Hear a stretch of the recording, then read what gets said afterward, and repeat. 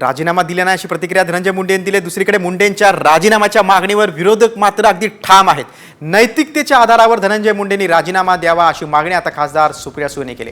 तर धनंजय मुंडेंचा राजीनामा घेतल्याशिवाय स्वस्थ बसणार नाही असा निर्धार माजी खासदार संभाजीराजे छत्रपतींनी केलाय।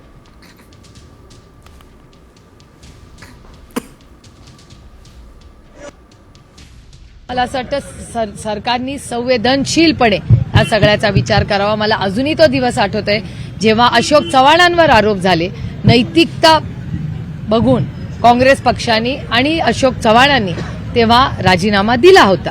त्यामुळे आता सरकारला ठरवायचंय की त्यांनी काय करावं। धनंजय मुंडे नाव घेऊन सांगतो, धनंजय मुंडे हे सगळे माणसं कोणाचे आहेत?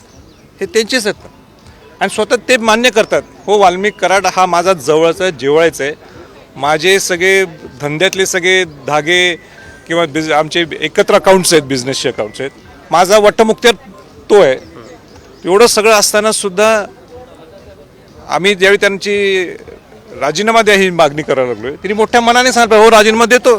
धनंजय मुंडेला कसं तुम्ही बाजूला सरकवते आम्ही बघायला लागलोय, नाही सरकवलं तर आमची लढाई आहेच।